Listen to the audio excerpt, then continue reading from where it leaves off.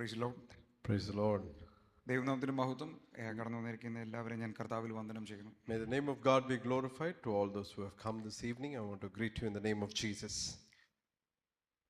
അല്പസമയത്തെ ദൈവവചന ധ്യാനത്തിനായിട്ട് For the meditation this evening, അപ്പോസ്തലനായ പൗലോസ് തിമോഥെയോസിന് എഴുതിയ രണ്ടാം ലേഖനം 2-ാം അധ്യായം 15-ാം വാക്യം. Paul the apostle wrote to Timothy, the second epistle, chapter number 2, verse 15. verse number 15. ഞാൻ മലയാളത്തിൽ വായിക്കാം. സത്യവചനത്തെ യഥാർത്ഥമായി പ്രസംഗിച്ചുകൊണ്ട് ലജ്ജിക്കുവാൻ സംഗതിയില്ലാത്ത വേലക്കാരനായി ദൈവത്തിന് കൊള്ളാവുന്നവനായി നിൽക്കുവാൻ ശ്രമിക്കുക. Be diligent to present yourself approved to God, a worker who does not need to be ashamed, rightly dividing the word of truth. തിമോഥെയോസിനെ പറ്റി നമ്മൾ മനസ്സിലാക്കുന്നത് 10 വർഷത്തോളം പൗലോസിനോടൊപ്പം സഹശുശ്രൂഷകനായിരുന്ന ഒരു യുവ സഭാ പരിപാലകനാണ് തിമോഥെയോസ്. Oh, what we understand from Timothy, that he for over 10 years he was with the apostle Paul, a young man who was there with him in the ministry. F.F. Bruce എന്ന് പറയുന്ന ഒരു ന്യൂ ടെസ്റ്റ്മെന്റ് സ്കോളർ പറയുന്നത് ആ കാലഘട്ടത്തിൽ 60ഓളം ക്രിസ്തു ശിഷ്യന്മാർ പൗലോസിനോടൊപ്പം ഉണ്ടായിരുന്നു. അദ്ദേഹം എഴുതിയ ഒരു ബുക്ക് പൊളൈൻ സർക്കിൾ എന്ന് പറയുന്ന ഒരു ബുക്കിൽ അദ്ദേഹം അങ്ങനെയാണ് വിശദീകരിക്കുന്നത്. F.F. Bruce, who has written in one of his books that there were more than 60 of the followers who were with Paul during those days. In his book he quotes. പക്ഷേ പൗലോസിന്റെ അവസാന സമയങ്ങളിൽ പൗലോസിന്റെ അവസാന ലേഖനം, തിമോഥെയോസിന്റെ 2-ാം ലേഖനമാണ് പൗലോസിന്റെ അവസാന ലേഖനം. ആ ലേഖനത്തിൽ കാരാഗ്രഹത്തിൽ ഇരിക്കുമ്പോൾ പൗലോസ് പറയുന്നത്, ഈ നിമിഷം നീ എന്നോടൊപ്പം ഉണ്ടാകണം, എൻ്റെ മനസ്സ് തണുപ്പിച്ച തിമോഥെയോസ് എന്നോടൊപ്പം ഉണ്ടാകണമെന്നാണ് പൗലോസ് ആഗ്രഹിക്കുന്നത്. Oh, but in spite of all those people, you see the last letter that Paul ever wrote at his old age or the time of his end, that he was writing in 2 Timothy to Timothy, that at my last days I want Timothy you to be here with me. തിമോഥെയോസിന് എഴുതിയ 1-ാം ലേഖനം നമ്മൾ മനസ്സിലാക്കുന്നത് എഫെസോസിലെ സഭാ പരിപാലകനാണ് തിമോഥെയോസ്, അവിടുത്തെ ശുശ്രൂഷകനാണ്. And we understand that Timothy was handling or was responsible to the church at Ephesus in 1 Timothy. എഫെസോസിലെ സഭയിൽ ചില ദുരുപദേശങ്ങൾ കടന്നു വരികയും അങ്ങനെയുള്ള ധാർമ്മികമായ ചില ഉപദേശങ്ങൾ ആത്മീയമായ ആ ഒരു നിലനിൽപ്പിനെ ഗണ്യമായി ബാധിക്കുന്നു എന്ന് മനസ്സിലായപ്പോൾ തിമോഥെയോസിനെ ബലപ്പെടുത്താനാണ് 1-ാമത്തെ ലേഖനം പൗലോസ് എഴുതുന്നത്. And the first Timothy was written by Paul to Timothy because he understood that there are deceptive teachings that have crept into the church of Ephesus, and thereby he was writing instructions to Timothy in the first epistles of Timothy. പക്ഷേ 2-ാം ലേഖനം എഴുതുന്നത് Nero ക്രൈസ്തവർക്കെതിരെ പീഡ അഴിച്ചു വിട്ടപ്പോൾ അതിന്റെ നടുവിൽ കാരാഗ്രഹത്തിലായി 5-6 വർഷത്തിന് ശേഷമാണ് കാരാഗ്രഹത്തിലാകുകയും ഇനി അവിടെ നിന്നൊരു മോചനമില്ലെന്ന് മനസ്സിലാക്കിയപ്പോൾ എൻ്റെ അവസാന സമയത്ത് നീ എന്നോടൊപ്പം ഉണ്ടാകണം എന്ന് തിമോഥെയോസിനോട് എഴുതി അറിയിക്കാനാണ് 2-ാം ലേഖനം എഴുതുന്നത്. And the second epistle of Timothy is the time when he was there a couple of years in prison and he knew that he's not going to come out, and then he's writing a letter to Timothy telling that in my last days I want you to be here. This was in the time of Emperor Nero. നമ്മൾ വായിച്ച വാക്യം അതിലേക്ക് വരുമ്പോൾ സത്യവചനത്തെ യഥാർത്ഥമായിട്ട് പ്രസംഗിച്ചുകൊണ്ട് ലജ്ജിക്കാൻ സംഗതിയില്ലാത്ത വേലക്കാരനായി ദൈവത്തിന് കൊള്ളാവുന്നവനായി നിൽക്കാൻ ശ്രമിക്കുക. Verse number 15 says, be diligent to present yourself approved to God, a worker who does not need to be ashamed, rightly dividing the word of truth. നമുക്കറിയാം പൗലോസ് തിമോഥെയോസിന്റെ 1-ഉം 2-ഉം തീത്തോസിന്റെയും ലേഖനങ്ങൾ നമ്മുടെ പഠന സഹായാർത്ഥം പാസ്റ്ററൽ എപ്പിസ്റ്റൽസ്, ഇടയ ലേഖനങ്ങൾ എന്നാണ് നമ്മൾ മനസ്സിലാക്കുന്നത്. And these epistles that you see in Timothy, including the letter to Titus, was all called the pastoral epistles. പക്ഷേ ഈ പ്രാഥമികമായിട്ട് ഇത് ശുശ്രൂഷകർക്കുള്ള ലേഖനമായി നിൽക്കുമ്പോൾ തന്നെ തിമോഥെയോസിന്റെയും തീത്തോസിന്റെയും ലേഖനത്തിൽ പൗലോസ് അന്ത്യകാലഘട്ടത്തെ പറ്റിയിട്ടും അന്ത്യകാലഘട്ടത്തിന്റെ ലക്ഷണങ്ങളെ പറ്റിയിട്ടും ഓർമ്മിപ്പിക്കുന്നുണ്ട്. Even though it is a pastoral epistle, but Paul, when he was writing to Timothy and to Titus, this was very clear that it was teaching that was meant for the last days or the last times. അതിൽ നമുക്കൊരു കാര്യം വ്യക്തമാണ്, അന്ത്യകാലഘട്ടത്തിൽ സഭയ്ക്ക് ദൈവമക്കൾക്ക് കുടുംബങ്ങൾക്ക് അന്ത്യകാലഘട്ടത്തിൽ ഒരു ശുശ്രൂഷയുണ്ട്. Oh, in the end days, it was very clear that in the last days there is a ministry for the church to do in this world. എത്ര പേര് വിശ്വസിക്കുന്നു How many of you believe അന്ത്യകാലഘട്ടത്തിൽ കർത്താവിന് സഭയോടുള്ള ബന്ധത്തിൽ, നമ്മുടെ കുടുംബങ്ങളോടുള്ള ബന്ധത്തിൽ കർത്താവിന് അന്ത്യകാലഘട്ടത്തിൽ നമ്മളിലൂടെ ഒരു ശുശ്രൂഷ ചെയ്തെടുക്കാനുണ്ട്? How many of you believe that in the last days, in the last times that we are living in, God has a plan and a purpose through you and through your family in this world? Amen. Amen. നമ്മൾ ഇന്ന് വായിച്ച ഈ വാക്യത്തെ നമ്മൾ 3 ഭാഗങ്ങളായിട്ടാണ് ചിന്തിക്കുന്നത്. Oh, the verse that we read this evening, we're going to divide that into 3 different parts and then understand this. ഒന്ന്, സത്യവചനത്തെ യഥാർത്ഥമായിട്ട് പ്രസംഗിക്കുക. Oh, you be diligent and yourself approve to God to present the word of God. നമുക്കതിന്റെ context മനസ്സിലാക്കാൻ, അതിന്റെ സന്ദർഭം മനസ്സിലാക്കാൻ 1-2 വാക്യങ്ങൾ മുകളിൽ നിന്ന് വായിക്കുന്നത് നല്ലതായിരിക്കും. If you have to understand the context of this verse, you have to go behind 1 or 2 verses and then we will read from there. 13-14 വാക്യം. നാം അവിശ്വസ്തനായി തീർന്നാലും ദൈവം വിശ്വസ്തനായി പാർക്കുന്നു, തന്റെ സ്വഭാവം ത്യജിക്കുവാൻ അവന് കഴിയുന്നില്ലല്ലോ. ഈ വചനം വിശ്വാസയോഗ്യമാകുന്നു, കേൾക്കുന്നവരെ മറച്ചു കളയാനല്ലാതെ ഒന്നിനും കൊള്ളാത്ത വാഗ്വാദം ചെയ്യാതിരിക്കണമെന്ന് കർത്താവിനെ സാക്ഷിയാക്കി അവരെ ഓർമ്മപ്പെടുത്തുക. If you read from verse 13 and 14, it says, if we are faithless, he remains faithful. He cannot deny himself. Remind them of these things, charging them before the Lord not to strive about words to no profit, to the ruin of the hearers. പൗലോസ് തിമോഥെയോസിനോട് പറയുക, Oh, Paul is telling to Timothy, എഫെസോസിലെ സഭയിൽ നീ അവരെ ഓർമ്മപ്പെടുത്തണം, നീ അവരോട് ആജ്ഞാപിക്കണം. ചില വാക്യങ്ങൾ നമ്മൾ പരിശോധിക്കുമ്പോൾ അവരോട് ആജ്ഞാപിക്കണം, നീ അവരെ ഓർമ്മപ്പെടുത്തണം. Oh, it is telling to Timothy in these verses in the church of Ephesus that he was telling them in a very definite way that you have to go and proclaim these words in the church. എന്താ ഓർമ്മപ്പെടുത്തേണ്ടേ? What is that he has to remind them? 14 വാക്യം പറയുന്നു, Verse number 14. കേൾക്കുന്നവരെ മറച്ചു കളയാനല്ലാതെ ഒന്നിനും കൊള്ളാത്ത വാഗ്വാദം ചെയ്യാതിരിക്കണമെന്ന് കർത്താവിനെ സാക്ഷിയാക്കി അവരെ ഓർമ്മപ്പെടുത്തുക. Oh, what is that he had to remind them, reminding them of these things, charging them before the Lord not to strive about words to no profit, to the ruin of the hearers. എന്ന് പറഞ്ഞാൽ നമുക്ക് ഇങ്ങനെ മനസ്സിലാക്കാം, മറ്റു ഭാഗങ്ങൾ കൂടെ ചേർത്ത് നമുക്കതിനെ ഇങ്ങനെ പഠിക്കാൻ പറ്റും. എഫെസോസ് പട്ടണത്തിലുള്ള ലൗകികമായ ആശയങ്ങൾ ദൈവസഭയ്ക്കകത്ത് വന്നാൽ, അല്ലെങ്കിൽ എഫെസോസ് പട്ടണത്തിൽ കയ്യടി കിട്ടുന്നത് സഭയ്ക്കകത്ത് കൊണ്ടുവന്നു കഴിഞ്ഞാൽ അത് തെറ്റാണെന്നും അത് അനാത്മീകതയാണെന്നും അവരെ ഓർമ്മപ്പെടുത്തണം. And Paul was telling to Timothy that you have to present and remind the church the things that are not fruitful for the church, which gets clapping or which get applause in the world. You are not supposed to bring them into the church and expect them to receive an applause or reward. എന്ന് പറഞ്ഞാൽ എഫെസോസിലെ സഭയിൽ ഇത് ലോകത്തിനുള്ളത്, ഇത് സഭയ്ക്കുള്ളത് എന്ന വ്യക്തത സഭയ്ക്കകത്ത് വേണം. Oh, the church needs to have a demarcation, what belongs to the world and what belongs to the church. എന്താണ് സത്യം, എന്താണ് അസത്യം, എന്താണ് ലോകത്തിനുള്ളത്, എന്താണ് ദൈവത്തിനുള്ളത്? Oh, what is the truth and what is a lie, what belongs to the world and what belongs to God? This must be demarcated. എങ്ങനെ ഓർമ്മപ്പെടുത്തണം? How can you remind?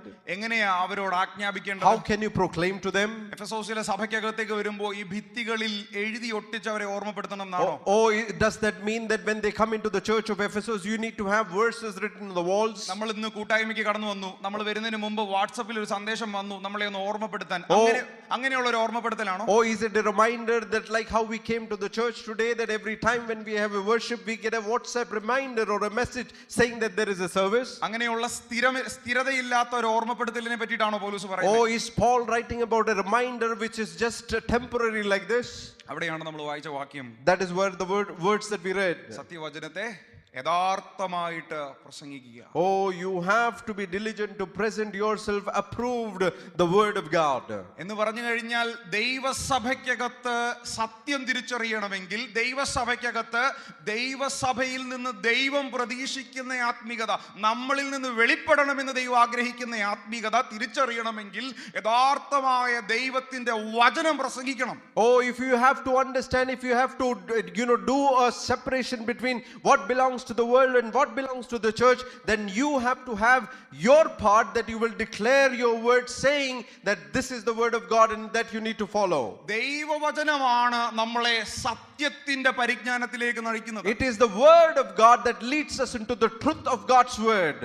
ഈ ദൈവവചനത്തെ പറ്റിയിട്ട് നമ്മൾ മനസ്സിലാക്കുമ്പോൾ ഇതൊരു സഭയോടുള്ള ബന്ധത്തിൽ ഇങ്ങനെയാണെങ്കിൽ ഞാൻ ഇതിനെ ഒരു ഭവനത്തിന്റെ അന്തരീക്ഷത്തിലേക്ക് കൊണ്ടുപോട്ടെ. Oh, if the word of God is towards church this way, then let me take that example into a house. എങ്ങനെയാണ് നമ്മുടെ ഭവനത്തിൽ ഇതെങ്ങനെ ഓർമ്മപ്പെടുത്താൻ പറ്റും? Oh, how can we remind the word of God into our own families? കുടുംബ പ്രാർത്ഥനയിലേക്ക് വരുമ്പോൾ അവിടെ നമുക്ക് ഇത് ഓർമ്മപ്പെടുത്താൻ Oh, പറ്റും. when you come to a family prayer, we can remind the word of God to them. അവിടെ എങ്ങനെയാ തിമത്തിയോസിനോട് പൗലോസ് പറയുന്ന പോലെ ദൈവവചനത്തിലൂടെ എങ്ങനെയാ അങ്ങനെ ഒരു വെളിപ്പെടുത്തൽ, അങ്ങനെ ഒരു ആജ്ഞാപനത്തിനെയൊക്കെ നമ്മുടെ കുടുംബ പ്രാർത്ഥനയിൽ എങ്ങനെയാ നമുക്ക് മനസ്സിലാക്കാൻ പറ്റും? Oh, how can we bring the reminder of God's word into our homes during the time of prayer? നമ്മുടെ കുഞ്ഞുങ്ങളും കുടുംബമായിട്ട് ദൈവസന്നിധിയിൽ ആ കുടുംബ പ്രാർത്ഥനയ്ക്കൊക്കെ തിരിക്കുമ്പോൾ അവരിൽ ഒരു തെറ്റ് കണ്ടു കഴിഞ്ഞാൽ ദൈവവചനത്തിന്റെ സത്യത്തിലൂടെ വേണം തിരുത്താൻ. Oh, when we sit for a family prayer and when you find that your children are not doing the things that are right before God, then you need to bring the God's word and then teach them what to do right or wrong. മോനെ മോളെ, നിന്റെ social മീഡിയയുടെ ഉപയോഗം, നിന്റെ ചില പോസ്റ്റുകൾ, നിന്റെ ചില സ്റ്റാറ്റസുകൾ, നിന്റെ ചില നടപ്പ്, നിനക്ക് പ്രാർത്ഥന കുറയുന്നു, ഇതൊക്കെ തിരുത്തേണ്ടത് മാനുഷികമായ ആശയത്തിലൂടെ അല്ല, ദൈവവചനത്തിന്റെ സത്യത്തിലൂടെ ആയിരിക്കണം. Oh, when you see your child posting something that is unwanted, posting a status that is not required or something that is not aligned with the word of God, it is the parents' responsibility to come home and remind them not according to the world but according to the word of God what is right and wrong. പ്രിയ ദൈവമക്കളെ, പൗലോസ് പറയുക സത്യവചനത്തെ യഥാർത്ഥമായിട്ട് പ്രസംഗിക്കണമെന്ന്. Oh, you have to present the truth of God's word as it is in the church. ഞാൻ പലപ്പോഴും ചില വീടുകളിലൊക്കെ ചെല്ലുമ്പോ dining ടേബിളിൽ Bible കാണാറുണ്ട്, ഷോക്കേസിൽ Bible കാണാറുണ്ട്, വിവിധ തരത്തിലുള്ള ട്രാൻസ്ലേഷൻസ് കാണാറുണ്ട്. Oh, when I go to different houses, we see Bibles kept on the dining table, on the cupboard, and various translations that you can find in the house. കാറിൽ പോകുമ്പോൾ പ്രസംഗം കേൾക്കുന്നു, വെറുതെ ഇരിക്കുമ്പോൾ പ്രസംഗം കേൾക്കുന്നു, ഡ്യൂട്ടിയിൽ ഇരിക്കുമ്പോൾ പ്രസംഗം കേൾക്കുന്നു, നടക്കുമ്പോൾ കേൾക്കുന്നു. എപ്പോഴും ദൈവവചനത്തിന്റെ ഒരു കേൾവി നമ്മുടെ ഇപ്പോ പൊതുവിലുള്ള ഒരു കാര്യമാണല്ലോ. വീട്ടിലെ സഭായോഗം അത്തരത്തിലൊക്കെയുള്ള പ്രസംഗങ്ങൾ എപ്പോഴും നമ്മുടെ വിരൽത്തുമ്പിലുണ്ട്. And we see that all through the daily chores of their life, while they're in the car, while they're at work, while they're traveling, while they're walking, even to the fact that they say that the house of prayer is the form that they live in. പക്ഷെ നമ്മൾ കേൾക്കുന്ന ഈ വചന ശുശ്രൂഷകളെല്ലാം ഈ നമ്മളെ സത്യത്തിലേക്ക് നയിക്കുന്ന സത്യവചനമായ യഥാർത്ഥത്തിലുള്ള പ്രസംഗ ശുശ്രൂഷകളാണോ? Oh, but all the words that you hear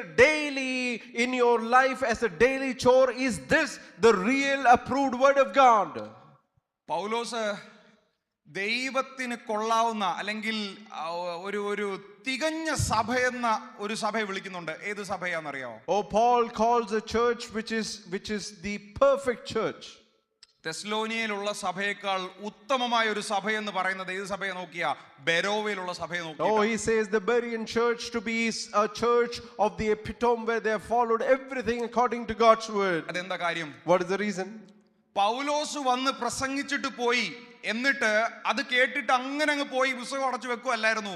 അവര് പോയിട്ട് നോക്കി തിരുവെഴുത്തുകളിൻ പ്രകാരം തന്നെയാണോ പൗലോസ് പ്രസംഗിച്ചത്. And the people of Bereans, when they came and heard from Apostle Paul, they didn't just hear the word of God, go home and just relax, but they went home and they verified what Paul spoke according to the word of God. പറഞ്ഞാൽ ഇങ്ങനെയാണ് ഞാൻ പറയാൻ ആഗ്രഹിക്കുന്നത്. എവിടെ നിന്ന് മുഴങ്ങുന്നതിനെയും എങ്ങനെയും സ്വീകരിക്കുക എന്നുള്ളതല്ല, നമുക്ക് ദൈവവചനവുമായിട്ടൊരു ബന്ധം ഉണ്ടാകും. Oh, let me tell you this way, whatever sounds across you does not mean that it is the word of God. Whatever is verified and approved in God's word is what you should follow. ഞാൻ ആ ഭാഗം വിടുമ്പോൾ ഇങ്ങനെ പറഞ്ഞങ്ങ് നിർത്താം. നമ്മുടെ ക്രിസ്തീയ ജീവിതത്തെ ദൈവവചനത്തിന്റെ അടിസ്ഥാനത്തിൽ വേണം ഒരുക്കാൻ. Oh, let me close and say in this way that we have to align our life and our lifestyle according to the approved word of God. Number 2, ലജ്ജിക്കാൻ സംഗതിയില്ലാത്ത വേലക്കാരനായിരിക്കുക. Oh, you should be a worker that need not be ashamed while presenting the word of God. ഈ വേലക്കാരനായിരിക്കുക എന്ന് പറയുമ്പോൾ servant. Oh, when we say this word, it says the servant of God. ഈ പുൾപിറ്റിൽ നിന്നുകൊണ്ട് തന്നെ നമ്മുടെ കർത്താവിന്റെ ദാസൻ അനേക തവണ ഈ സെർവന്റ് എന്ന് പറയുന്നതിന്റെ മൂലപദം പലതവണ പ്രസംഗിച്ച് ഞാൻ തന്നെ കേട്ടിട്ടുണ്ട്. And our senior pastor has even given the root word or the root meaning of the word servant. doulos. Doulos. അതിന്റെ അർത്ഥം എന്താ? What is the meaning? slave, born servant. It's called a slave or a bond servant in the Bible. പൗലോസ് റോമർക്ക് ലേഖനം എഴുതുമ്പോൾ ആദ്യ വാക്യത്തിൽ തന്നെ പറയുക, I am a doulos of Christ Jesus. And in Romans, when Paul writes the very first word, he says, I'm the doulos for Christ Jesus, or a bond servant for him.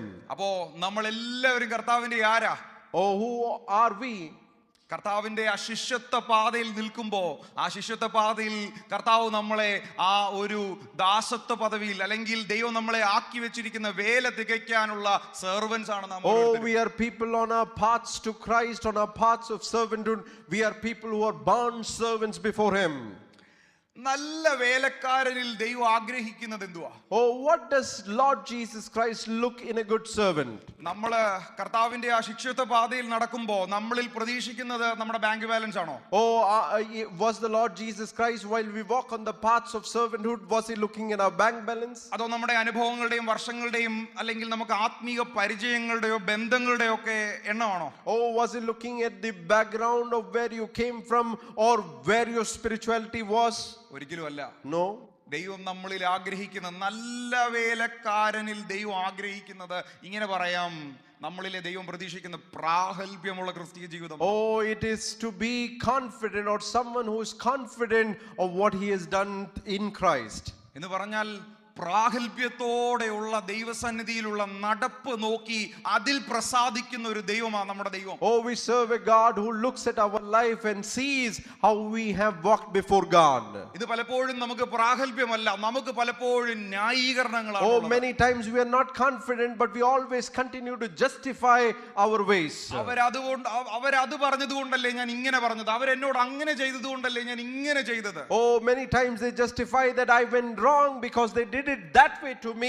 I did it this way because they behaved this way. പ്രിയ ദൈവമക്കളെ, കർത്താവ് നമ്മളെ വിളിച്ചിരിക്കുന്നത് ഒരു പ്രാഗൽഭ്യമുള്ള ക്രിസ്തീയ ജീവിതം നയിക്കാൻ വേണ്ടി. Oh, our God has called us to live a life that is righteous and be confident in what you are before God. അതുകൊണ്ട് പൗലോസ് പറയുന്നേ, ഒരു യുവ സഭാ പരിപാലകനായ തിമോത്തിയോസിനോട് പറയുക, നിന്റെ യൗവനകാലത്തിൽ നീ ലജ്ജിക്കാൻ സംഗതിയില്ലാത്ത ദൈവത്തിന് കൊള്ളാവുന്നവനായിട്ട് നിൽക്കണം. And that is the reason that Paul wrote to Timothy, who was young, saying that you be diligent to present yourself before God and to God as a worker who will not be ashamed and rightly dividing the word of God. ഒന്ന്, ദൈവവചനത്തിന്റെ അടിസ്ഥാനത്തിൽ നമ്മുടെ ക്രിസ്തീയ ജീവിതത്തെ ഒരുക്കുകയാണെങ്കിൽ, രണ്ട്, ദൈവം നമ്മളിൽ പ്രതീക്ഷിക്കുന്നത് പ്രാഗൽഭ്യമുള്ള ജീവിതമാണ്. Oh, one, if you are rightly dividing the word of God and living. Number two is the way that we live before God. മൂന്ന്, Number three, ദൈവത്തിന് കൊള്ളാവുന്നവനായി നിൽക്കാൻ ശ്രമിക്കുക. oh, you stand before God who is truthful before him. ഈ ദൈവത്തിന് കൊള്ളാവുന്നവനാകുക എന്ന് പറഞ്ഞു കഴിഞ്ഞാൽ പലപ്പോഴും നമുക്ക് ഈ ഭൂമി ജീവിക്കുമ്പോൾ നമുക്കൊരു ഒരു തരത്തിലുള്ള ടെംപ്റ്റേഷൻ ഉണ്ടാവാൻ സാധ്യതയുള്ള ഒരു കാര്യം, മനുഷ്യന് കൊള്ളാവുന്നവനാകാനാ പലപ്പോഴും നമുക്കൊരു ടെംപ്റ്റേഷൻ ഉണ്ട്. Oh, many times when we say that you be useful to the kingdom, is when we live in this world, we always think that we be useful for men and women before us. ഞാനിത് പറയുന്നത്, പൗലോസ് ഇത് പ്രാഥമികമായിട്ട് ശുശ്രൂഷകനായ തിമോത്തിയോസിന് എഴുതുന്നെങ്കിലും ഇത് സഭയിലുള്ള സാധാരണ വിശ്വാസിക്കും ഇത് applicable ആണ്. And when Paul was writing this to young Timothy, he was not just writing to him, but it was all applicable to the entire church. എന്ന് പറഞ്ഞു കഴിഞ്ഞാൽ ദൈവം നമ്മളിലും ആഗ്രഹിക്കുന്നത് തന്നെയാണ്. നമുക്ക് അതിനകത്തൊരു ഒരു ആശ്വാസമില്ല, നമ്മളെ മാറ്റി നിർത്തിയിട്ടല്ല ഇതൊന്നും പറയുന്നത്. And these words that the Holy Spirit wrote through Paul was not just for Timothy, but for all of us. കൊള്ളാവുന്നവനായി നിൽക്കാൻ ശ്രമിക്കുക. That we should be people who are pleasing before God. ഞാൻ അതിനെ ഇങ്ങനെ പറയാൻ ആഗ്രഹിക്കുന്നു, നമ്മുടെ ക്രിസ്തീയ ജീവിതത്തിൽ നമുക്ക് തെളിയിക്കാനുള്ളത്, അല്ലെങ്കിൽ നമുക്ക് അപ്രൂവ് കിട്ടാനുള്ളത്, അല്ലെങ്കിൽ നമ്മുടെ ജീവിതത്തിൽ പ്രസാദം കിട്ടാനുള്ളത് ഒരു മനുഷ്യന്റെയും കയ്യിൽ നിന്നല്ല, ഒരു മനുഷ്യന്റെ വാക്കിനാലല്ല, നമ്മുടെ ദൈവമാണ് നമ്മളിൽ പ്രസാദിക്കേണ്ടത്. Oh, one thing we must know as we read from the word of God, that our approval should not come from the world, our approval should not come from people, but our approval must come from our Lord Jesus. ഞാൻ ഈ വർഷം ആരംഭിച്ചപ്പോ കുറേയധികം resolutions എടുത്തു. Oh, when I began the 2026, I took a lot of resolutions. ചിലത് ഞാൻ പറയാം. Some of them I'll tell. ഞാൻ ഈ വർഷം എടുത്ത ഒരു തീരുമാനമാണ്, ഞാൻ 10ഓളം ക്രിസ്ത്യൻ ബുക്സ് വായിക്കും എന്ന് ഞാനൊരു തീരുമാനം. Oh, I made a resolution that I will read at least 10 of Christian books. ഞാൻ ഈ വർഷം വായിച്ചു തീർക്കും എന്നൊരു തീരുമാനം. And this was my resolution, that I will read and finish in this year. ഞാൻ ദൈവവചനവുമായിട്ടുണ്ട് എൻ്റെ ക്രിസ്തീയ ജീവിതത്തെ ദൈവവചനവുമായിട്ട് വളരെ കുറച്ചും കൂടെ അടുപ്പിക്കും എന്നൊരു തീരുമാനം എടുത്തു. And I also decided that I will make my life more closer to God's word. Jonathan Edwards എന്ന് പറഞ്ഞ ഒരു ഭക്തനായ മനുഷ്യൻ അദ്ദേഹത്തിൻ്റെ റെസല്യൂഷനിൽ എഴുതി വെച്ചൊരു കാര്യം ഇങ്ങനെയാണ്: അടുത്ത മൊമെന്റിൽ ഞാൻ മരിക്കും എന്നൊരു ചിന്ത എനിക്കുണ്ടെങ്കിൽ ഞാൻ എങ്ങനെ കർത്താവിൻ്റെ മുമ്പിൽ നിൽക്കുവോ അങ്ങനെ ഞാൻ എൻ്റെ ജീവിതകാലത്തിൽ നിൽക്കും. Oh, Jonathan Edward, who was a great man of God, he said that next moment, if I'm supposed to die, the way I should present myself before God when I reach to Him is the way that I should live now. പക്ഷെ എന്നെ ഈ വർഷം അധികം ചിന്തിപ്പിച്ച മറ്റൊരു resolution ഉണ്ട്. And there is another resolution that has put me in thought. എൻ്റെ ഒരു mentor, ഞാൻ അധികം സ്നേഹിക്കുകയും ബഹുമാനം ചെയ്യുന്ന ഒരു കർത്താവദാസൻ, അദ്ദേഹം എടുത്തൊരു റെസല്യൂഷനെ പറ്റിയിട്ട് എന്നോട് പറഞ്ഞു. And a man of God whom I looked to, he took a resolution and he told me this. അദ്ദേഹം പറഞ്ഞു, ഇവന് ഞാൻ ഒറ്റ റെസല്യൂഷൻ ഈ വർഷം എടുത്തേക്ക്. And he told me, when I just took one resolution. വേറെ ഒന്നുമല്ല, ഞാൻ ഈ വർഷം ഒരു തീരുമാനം എടുത്തു, ദൈവത്തെ അല്ലാതെ വേറെ ഒരാളെ ഞാൻ പ്രസാദിപ്പിക്കത്തില്ല. And I made a resolution, he said, that I have made just one resolution, that I will only please the Lord this year. ഞാൻ ഈ പുൾപിറ്റിൽ നിൽക്കുമ്പോൾ, ഞാൻ വേദിയിൽ നിന്ന് ഇറങ്ങുമ്പോൾ, എൻ്റെ ജീവിതത്തിൽ, എൻ്റെ കുടുംബ ജീവിതത്തിൽ ഞാൻ ദൈവത്തെ അല്ലാതെ വേറെ ഒരാളെ പ്രസാദിപ്പിക്കത്തില്ല. Oh, when I stand here on the pulpit or off the pulpit, wherever I am, I will only do things that will please the Lord Jesus. പൗലോസ് തിമോഥെയോസിനോട് പറയുക, ഒരുപക്ഷെ കർണരസകരമാകുമാറുള്ള പ്രസംഗങ്ങളൊക്കെ അപ്പുറത്തും ഇപ്പുറത്തും ഉണ്ടാവും, പക്ഷെ നീ സത്യവചനത്തെ പ്രസംഗിക്കണം. Paul is telling to Timothy and to all of us that you might hear there are messages or preachings that are around you that are pleasing to your eyes and pleasing to your ears, but you must be people who will present the full truth of God's word. അപ്പോൾ ഞാൻ ഈ വേദഭാഗം അന്നേരം ഓർത്തു, ഇദ്ദേഹം ഇതിനെപ്പറ്റി പറഞ്ഞപ്പോൾ പുൾപിറ്റിൽ നിൽക്കുമ്പോൾ കോംപ്രമൈസ് ചെയ്യാൻ ഒരുപക്ഷെ ഒരു സാധ്യത വന്നേക്കാം. പക്ഷേ കർത്താവിന്റെ ദാസൻ പറയുക, ഞാൻ ഒരു തീരുമാനം എടുത്തു, എന്നെ വിളിച്ച എൻ്റെ സൃഷ്ടാവും കർത്താവുമായ എൻ്റെ ദൈവത്തെ അല്ലാതെ ഞാൻ ആരെയും പ്രസാദിപ്പിക്കത്തില്ല. And he told like this, that there are moments in our life when we get onto the stage or off stage, there are compromises that we feel to make, but I made a decision that I will only do things that will please our Lord. പ്രിയമുള്ളവരെ, നമ്മളെ വിളിച്ചിരിക്കുന്ന വിളിയിൽ നമുക്ക് മനുഷ്യരെ പ്രസാദിപ്പിക്കാനൊക്കെ അവസരങ്ങൾ വരുമായിരിക്കും. പാസ്റ്റിനെ പ്രസാദിപ്പിക്കാൻ, അല്ലെങ്കിൽ ഇന്നയാള് നമ്മളിൽ ഒന്ന് നല്ലതൊന്ന് പറഞ്ഞിരുന്നെങ്കിൽ, ഇന്നയാള് നമ്മളെ പറ്റി ഒരു 10 നല്ല കാര്യം മറ്റൊരാളോട് പറഞ്ഞിരുന്നെങ്കിലൊക്കെയുള്ള temptation നമുക്കുണ്ടാവാം. Oh, we might have temptation in our life that we must please one or the other people, that they will speak good about us. ഇതിനൊരു പ്രശ്നമുണ്ട്, മനുഷ്യന്റെ നല്ല വാക്ക് കേട്ട് പോയി കഴിഞ്ഞാൽ ഒരു പ്രശ്നമുണ്ട്. Oh, there is a problem if you go on to please people. മനുഷ്യന് കൊള്ളാവുന്നവനാകണം എന്നൊരു ചിന്ത ഉള്ളിൽ വന്നു കഴിഞ്ഞാൽ ഒരു വലിയ പ്രശ്നമുണ്ട്. There is a great problem if you go on to please men. മനുഷ്യൻ നമ്മുടെ ആത്മീയത നോക്കി, മനുഷ്യൻ നമ്മുടെ കയ്യടി നോക്കി, നമ്മുടെ അന്യഭാഷ നോക്കി, നമ്മുടെ നടപ്പ് നോക്കി, നമ്മുടെ ശുശ്രൂഷ നോക്കി നല്ല വാക്ക് പറയണം, ഇത് ഇറങ്ങി കഴിഞ്ഞിട്ട് നല്ല വാക്ക് പറയണം എന്ന് ഹൃദയത്തിൽ ഒരു ആഗ്രഹം വന്നു കഴിഞ്ഞാൽ ഒത്തിരി പ്രശ്നമുണ്ട്. അത് ചിലത് പറയാം. There are a lot of problems if you ever have a thought in your heart that, because they hear the way I preach, the way I pray, the way I speak in tongue, I must hear some form of appreciation. There are problems. I will tell you some. ദൈവത്തിന് കൊള്ളാവുന്നവനാകുന്നതിനേക്കാൾ മനുഷ്യന് കൊള്ളാവുന്നവനാണെന്ന് ആഗ്രഹം വന്നു കഴിഞ്ഞാൽ പിന്നെ നമുക്ക് നമ്മുടെ കണ്ണി മനുഷ്യൻ മാത്രമേ കാണൂ. Oh, if you want to please men more than pleasing God, then you will have that in your life. നമുക്ക് പിന്നെ മനുഷ്യരെ മാത്രമേ നമ്മുടെ കണ്ണി കാണൂ. Then you will be only seeing men in your life. പിന്നെ ഏതറ്റം വരെ പോയി മനുഷ്യനെ കൊണ്ട് നല്ല വാക്ക് പറയിപ്പിക്കുക എന്ന ഒരു ആഗ്രഹം നമ്മുടെ ഉള്ളിൽ വളരും. Then you will have a heart with full of desire that you will go any extent to please men. പ്രിയമുള്ളവരെ, നമ്മളെ വിളിച്ചിരിക്കുന്ന വിളിയിൽ വളരെ ഗൗരവകരമായിട്ട് നമ്മൾ മനസ്സിലാക്കേണ്ട ഒരു കാര്യം, മനുഷ്യൻ ദൈവത്തെ പ്രസാദിപ്പിക്കുമ്പോൾ ഒരു കൂട്ടത്തിൽ മനുഷ്യനും പ്രസാദിക്കപ്പെടുന്നുണ്ടെങ്കിൽ കുഴപ്പമില്ല. പക്ഷേ if you are on your way to please God, and in that time if there are men also getting pleased with you, that's different. പക്ഷേ ദൈവത്തെ പ്രസാദിപ്പിക്കാനാ ദൈവം നമ്മളെ വിളിച്ചിരിക്കുന്നത്. But our prime aim is to please God first. തിമോഥെയോസ് പറയുക, എഫെസോസിലെ സഭയിൽ ഒരുപക്ഷെ പീഡനം വരാം, അപ്പുറത്തുനിന്നും ഇപ്പുറത്തും ഒക്കെ കുറ്റം പറയുന്ന വാക്കുകൾ വരാം, പക്ഷേ നിന്റെ ആത്മീയതയിൽ, നിന്റെ നടപ്പിൽ നീ ദൈവത്തെ പ്രസാദിപ്പിക്കാൻ വിളിക്കപ്പെട്ടവനാ. Oh, Paul is telling to Timothy that you might face persecution in the church that you are staying, but your prime goal is to please God. ഞാൻ പലപ്പോഴും പല പേരൻസിനെയും കണ്ടിട്ടുണ്ട്, അവരുടെ കുഞ്ഞുങ്ങളോട് അവർ പറയുന്ന പറയുന്നത്, നീ അവരുടെ മുൻപിൽ അവർ നിന്നെ പറ്റി നല്ല വാക്ക് പറയണമെങ്കിൽ അവരുടെ മുമ്പിൽ നീ നല്ല പോലെ നടക്കണം. Oh, there are many parents who tell to their children that if you have to hear good words from this man or this family, then you have to walk before them good. അവര് പറയാൻ അവരുടെ മുൻപിൽ നടക്കണം. Oh, you have to hear words of appreciation, therefore you have to be good around them. ഇത് അവരോടൊപ്പം വളർന്നു. And the children grew with these words. ഇത് നമ്മളോടൊപ്പം വളർന്നു. And this is how we grow with it. ഇതുകൊണ്ടാ പലപ്പോഴും ഒരു നല്ല വാക്ക് പലരുടെ വായിൽ നിന്നും കേൾക്കുമ്പോൾ നമുക്ക് ഉള്ളിൽ നിന്ന് എന്തെന്നറിയാത്തൊരു സന്തോഷം ഉണ്ടാവും. Oh, that is the reason that when we get appreciated, we have some form of joy that comes in our heart. നമ്മുടെ ആത്മീയതയിൽ ദൈവത്തിന്റെ ശുശ്രൂഷയിൽ നിന്നും ദൈവത്തിന്റെ വിളിയിൽ നിന്നും നമ്മളെ അകറ്റിക്കളയാൻ കഴിയുന്ന ഒരു വലിയ പിശാചിന്റെ തന്ത്രമാ ഉള്ളിൽ കൊണ്ടിടുന്ന നിഗളം. And this is the way that the enemy puts seed in your life where you think that you are someone great.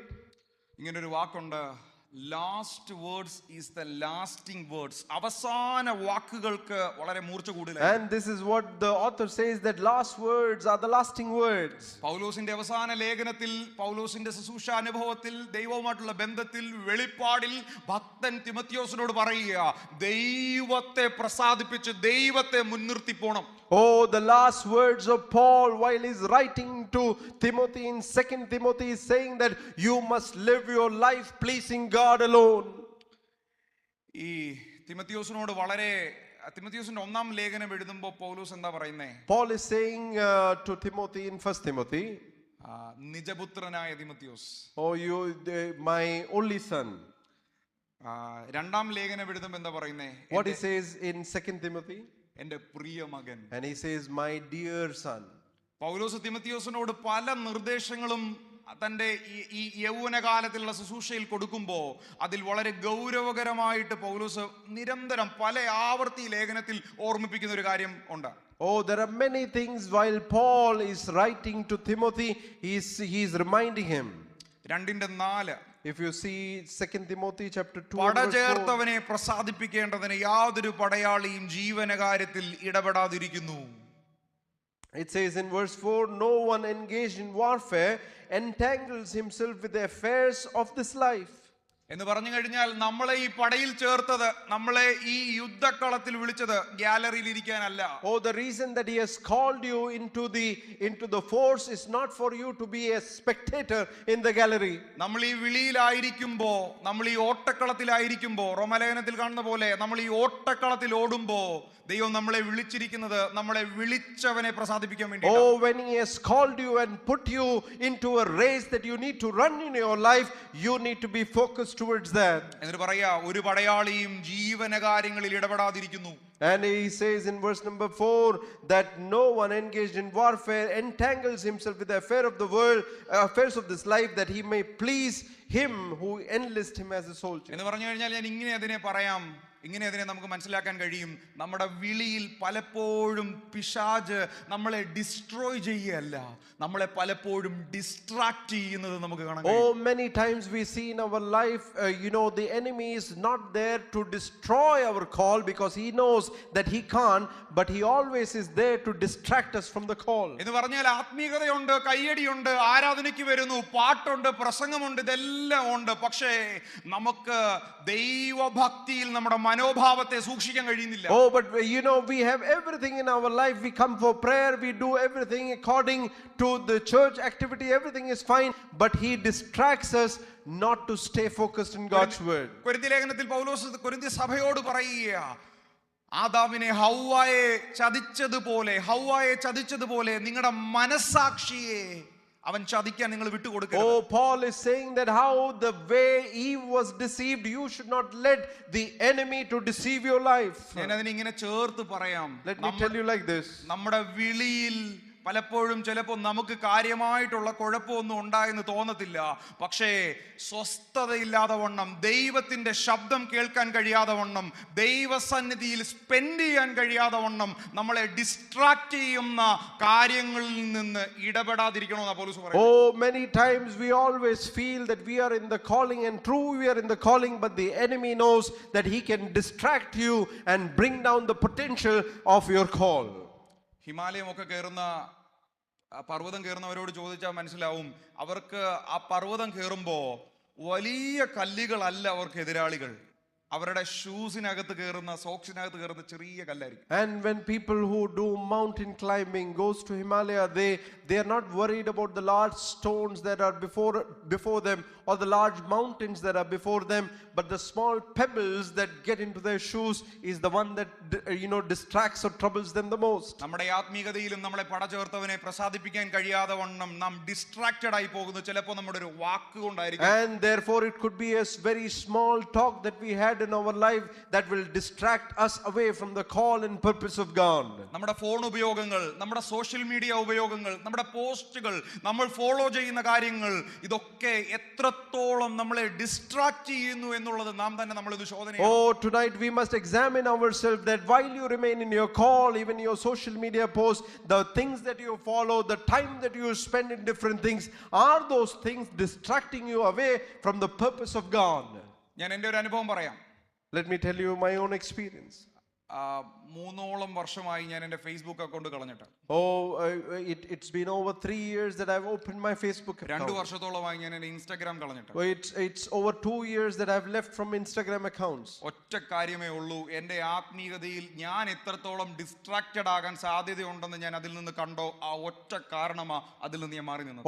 I have stayed away from that because I understood the potential of its distraction over my life in the past. ഞാൻ ഇത് ചിലരോട് പറഞ്ഞപ്പോൾ എന്നോട് പറഞ്ഞു, ഇവന് വല്ലാത്ത ധൈര്യം ഉണ്ടെന്ന് പറഞ്ഞു. And when I spoke this to many people, they said that you are a very courageous man. അപ്പോൾ ഞാൻ അവരോട് പറഞ്ഞു, എന്നാൽ നിങ്ങൾക്ക് അതിൽ നിന്ന് ഒഴിഞ്ഞു നിൽക്കാൻ ഒരു താല്പര്യമൊക്കെ തോന്നിയിട്ടുണ്ടോ എന്ന് ഞാൻ ചോദിച്ചു. And I asked them, don't you feel that you must stay away from this social media? എന്നോട് പറഞ്ഞത്, എബിനെ വർഷങ്ങളായിട്ട് പോസ്റ്റ് ചെയ്തിട്ടിരിക്കുന്ന ഫോട്ടോകളാ, ഇച്ചിരിയൊക്കെ ഡിസ്ട്രാക്ഷൻസ് ഒക്കെ വന്നാലും അതെങ്ങനെ കളയും? And they said that it's been many years that we have posted our memories, even though there is a slight distraction, how can we go away from it?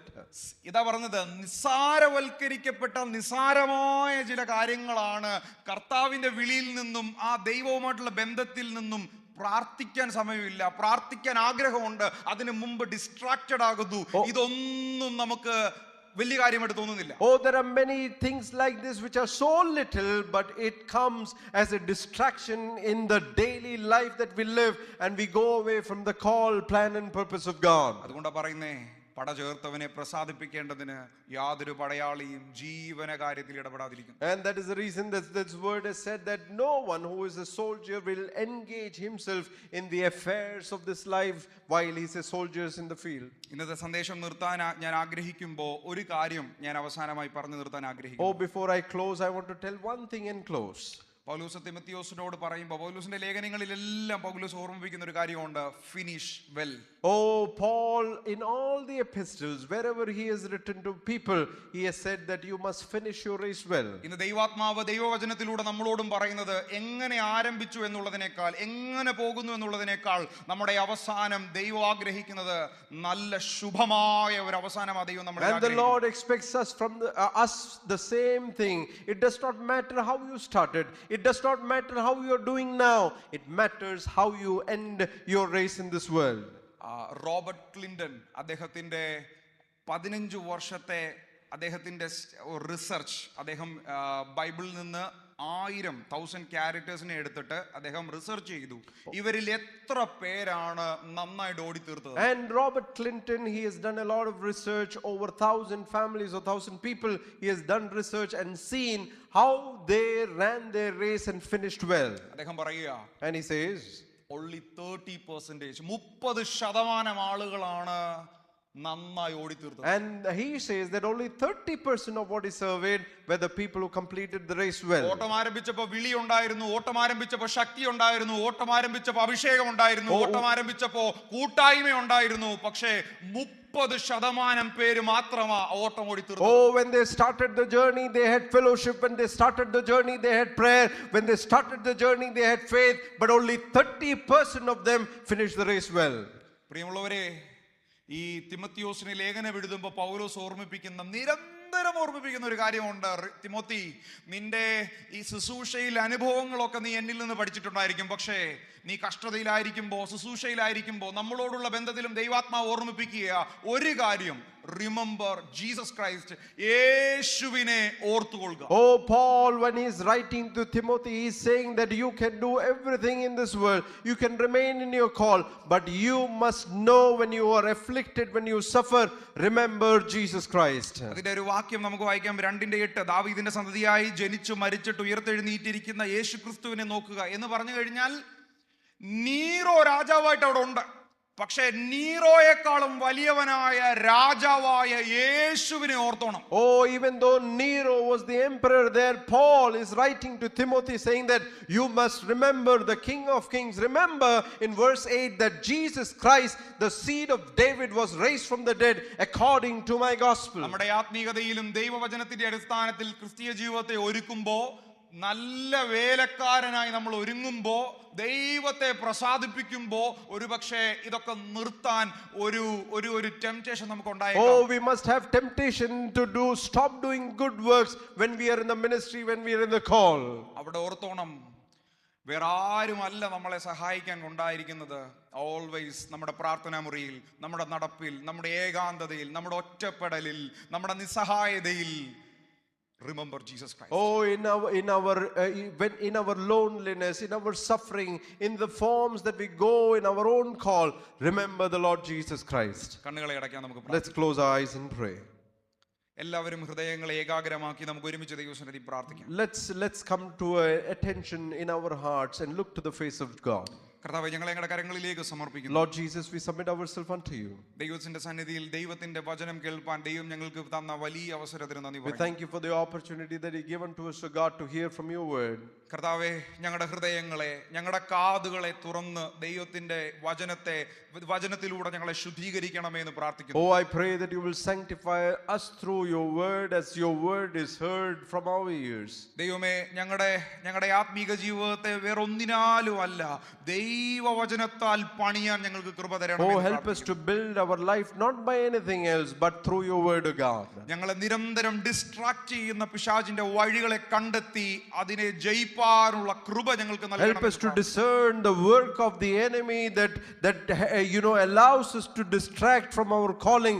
Help us to stay away from it and come close to you. ഞങ്ങളുടെ പ്രാഗൽഭ്യത്തെ തടയുന്ന ദൈവത്തിന്റെ മുൻപിൽ ഞങ്ങളുടെ പ്രാഗൽഭ്യത്തെ തടഞ്ഞു കുറ്റബോധത്തിലാക്കി കളയുന്ന പിശാചിന്റെ തന്ത്രങ്ങളെ ജയിപ്പാൻ ഞങ്ങൾക്ക് കൃപ നൽകണമേ. Oh, I pray that you will give us the grace that we will stay away from the guilt of the enemy and to stand confident in the call that you have called us.